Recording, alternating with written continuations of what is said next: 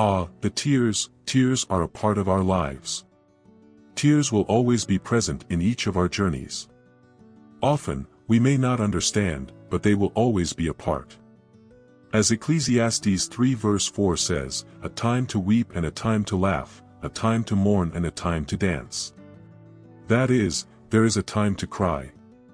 Many times we are crying because of a struggle, because of a difficulty, because of a spiritual battle we have entered and are facing great difficulties due to the size of the struggle, the size of the enemy, the adversity, but there are people who are crying because they sought out a reason to cry. In their youth, they were not guided by their parents.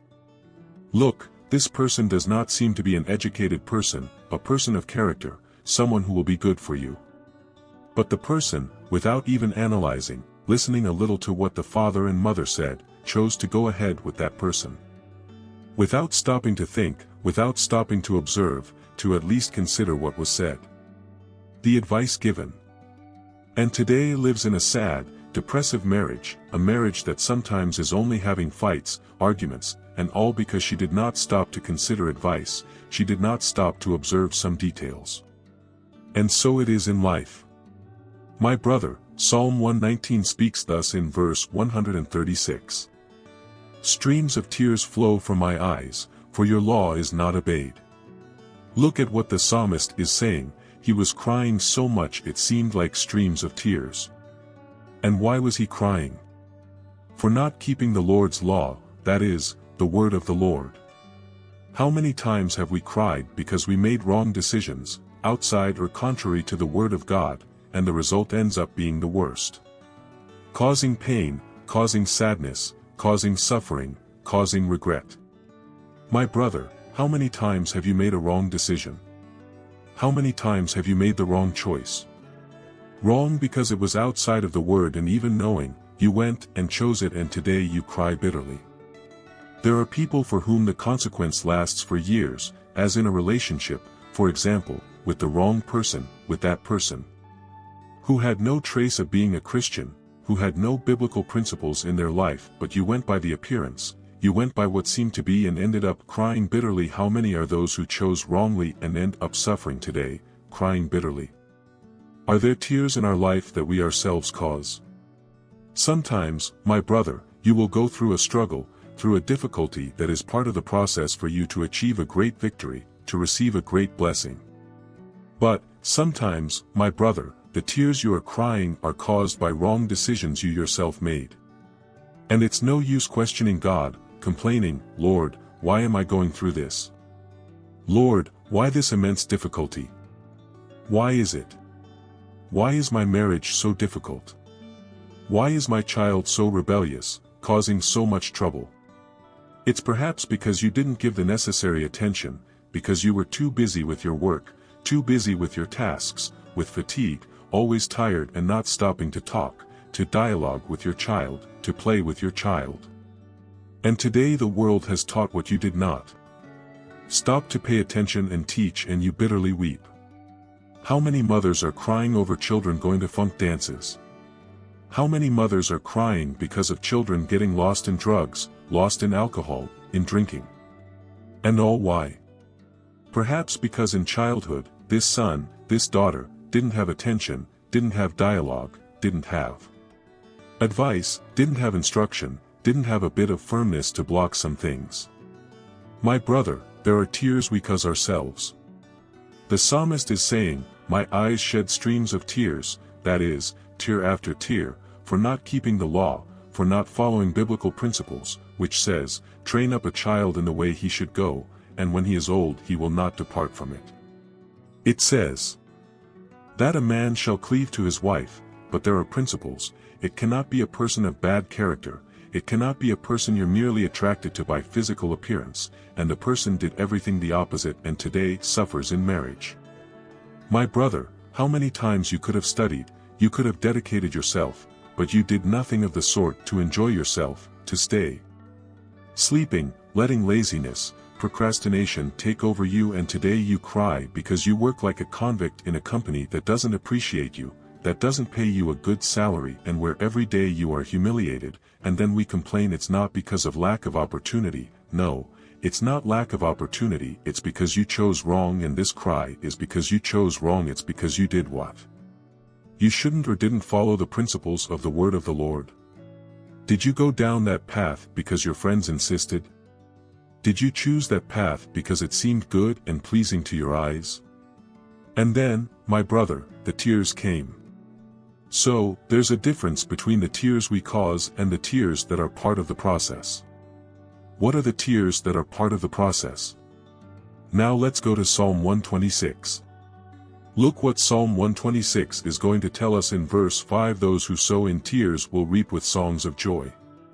Verse 6. He who goes out weeping, carrying seed to sow, will return with songs of joy, carrying sheaves with him. My brother, open your ears wide to hear what I'm about to tell you now. When you're crying, but it's not because you went astray from the word. Not because you made thoughtless decisions, forgetting what the Bible says, forgetting God, disregarding the advice your father gave you or that guidance from someone you admired. When you're crying, but it's because you're sowing the seed and the struggle is big, the difficulty is immense, but there you are, casting the seed. My brother, this crying will bring you joy. This crying is a cry of preparation. It's a time to weep, but soon after comes the time to laugh. If you've been crying, but it's because you're studying hard, while everyone else is partying, and you're there, losing sleep, dedicating yourself, striving, crying because it's hard, perhaps the conditions aren't the best, but you're there, giving your all. Be assured that this crying is a preparation for a great joy that's to come. You who are crying because you gave up what seemed good by appearance, but chose what is truly good in essence, in principles, in character, be sure, my brother, that your future relationship, your future marriage will be a blessing. You who are choosing the right path within the word, but the fight is big, the struggle is hard, you didn't have the principles, you didn't have guidance, you chose wrongly, but today you're in the fight to convert, for your husband to convert, for your wife to convert, for your child to leave the path of drugs. You will succeed, because you're not crying for having chosen wrongly, you're not crying because you went down a path that brought you pain and suffering. That you chose yourself, right? You're going down the right path, with the principles of the word, striving for what you want, and it's normal that often the struggle comes and tries to shake us, tries to knock us down, but always remember that the greater the victory God has for your life, the greater will be the difficulty. However, my brother, think about the size of the victory. If you're going through a struggle that is very big, that is, tearing you apart, draining your energies every day, and you have to go and renew your strength in the Lord every day, seek strength, rise and not stop, be assured, my brother, that the victory will be very big. People want to prepare us for victory. The churches today, they want to prepare us for victory. Yes, you will win, win, win, win, but they want it, yet don't prepare, because preparing a person for life, preparing a person for victory, is like preparing a child for adulthood. It's telling them that there will be very good moments, there will be very good things, there will be great achievements. However, the path is not easy. However, there will be obstacles trying to hinder, trying to make you stop, trying to prevent you. But if you remain firm, if you follow the principles and advice of the word of the Lord and strive, dedicate, you will achieve, just as we learn here on this channel that God's help is not for everyone, it's for the diligent. And if you're not subscribed to the channel, you should be, because the messages complement each other, and each day you learn more through this channel, because our only goal is to preach the true gospel as it truly is. So subscribe to the channel, activate the notifications for this bell right here. It's just pressing 2 buttons. This way you'll always be nourished, and many times words that have been preached here could have opened your eyes and made you not make mistakes and not bring tears of sorrow into your life. So stay tuned, because God has been speaking to us through this channel. God has been delivering His word, unlike many places out there that are preaching only what people want to hear, only religious and political interests. No, here we preach the truth as it truly is. And this truth, my brother, will save you from tears of sorrow, tears of regret, tears of pain, tears of suffering. You will cry, but it's because you are planting, my brother. And it's normal, we are human beings, tears cleanse our soul. How many times have you cried on your knees in the presence of God in prayer? How many times have you poured yourself out completely? This is where we see why our lives are not moving forward. This is where we see why our lives do not progress.